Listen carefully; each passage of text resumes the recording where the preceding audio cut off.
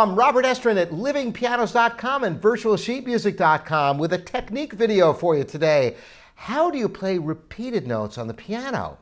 This is a great question, and I'm going to break it down for you because there are two distinctly different techniques of repeated notes.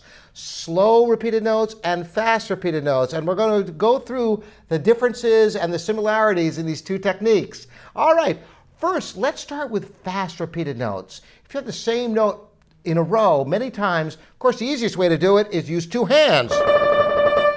But that isn't always practical. In the music, you may have to do repeated notes very rapidly with one hand. It's absolutely essential to change fingers. There's no way you can play with one hand and get the one note to repeat fast enough. So, number one, you must find a fingering that works well for you.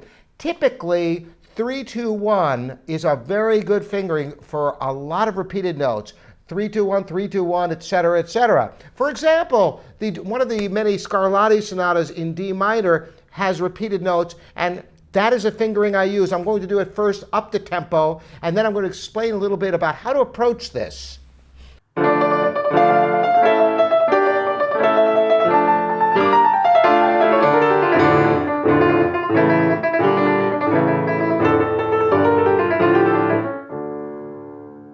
Now, caution for you. If you have an upright at home, don't try this at home. That's right, an upright will not be able to go this fast. In fact, not all pianos are capable of this kind of repetition, but particularly uprights, because of their design, the hammers don't go up and down. They don't have the benefit of gravity because they go sideways. They're much slower. But a well-regulated grand or baby grand, even an inexpensive Asian production piano should be able to repeat just fine for you if it's regulated properly, which is the other issue. So technically, what am I doing there? Well, if I do it slowly, you see it's just 3-2-1, 3-2-1. It's absolutely essential to keep your fingers right over the keys. There isn't time to be able to have a lot of motion. So the fingers just hover right over the keys. The hand stays relatively stable so that your fingers are right where they need to be. So if I did it slowly for you,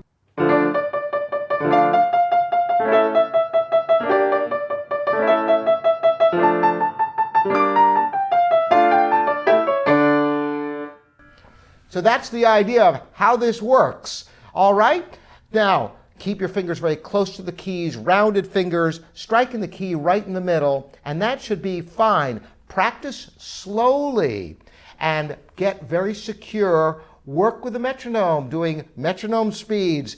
Just like any fast passage, it always is beneficial to start slowly and work just one notch at a time, gaining confidence.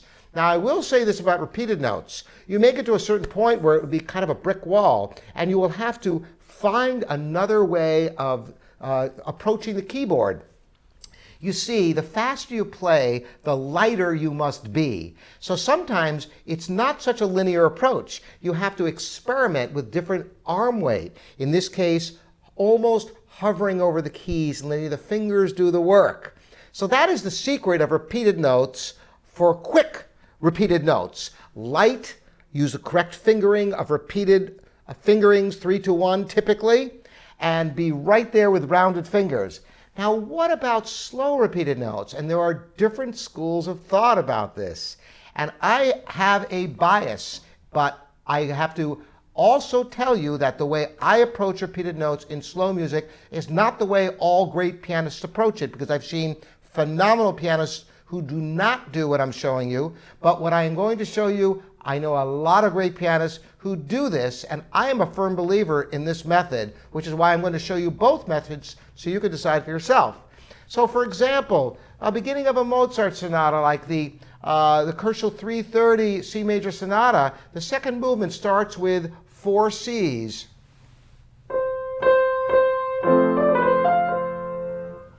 Now, you don't want those to be detached more than necessary.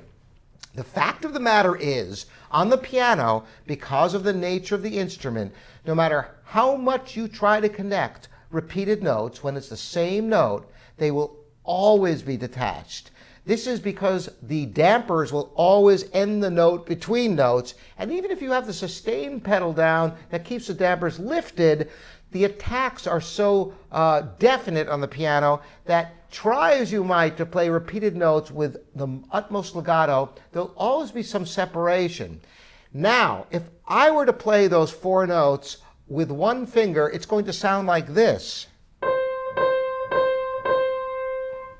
And even if I try to connect it more, it's better. The only way to do it if you're using one finger is really with the arm or the hand.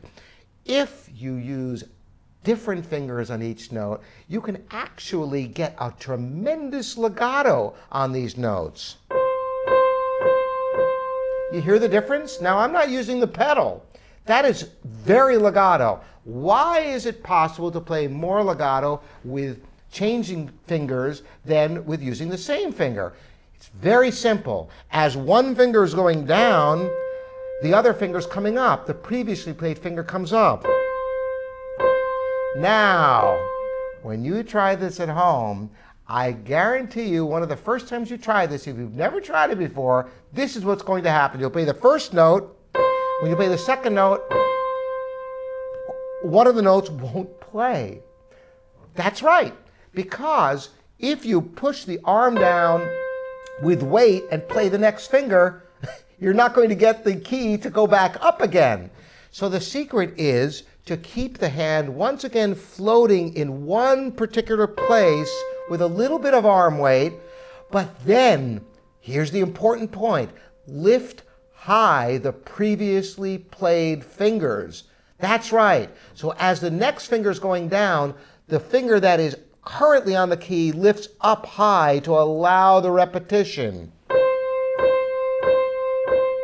So long as you lift high previously played notes, you'll always get a stunning legato. Add the pedal and you get the beautiful legato sound like this.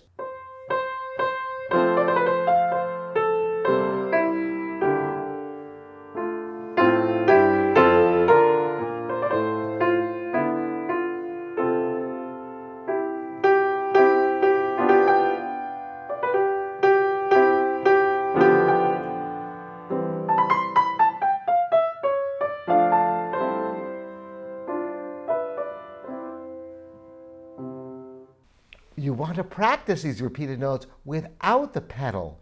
If you can get them to be very legato without the pedal, with this technique of changing fingers on the slow repeated notes, lifting a high previously played fingers without using the arm, only the fingers, you will have a tremendous legato on repeated notes. So that's it for today. Just remember, always change fingers on repeated notes. And those of you who do not believe in this, I'd love to hear from you. And tell me, how can you get as good a legato using the same finger on each note? I'd like to know how you do it. I know people do it because I know some great pianists do not change their fingers on repeated notes, on slow repeated notes, that is. Thanks for joining me, Robert Estrin, here at livingpianos.com and virtualsheetmusic.com. Until next time.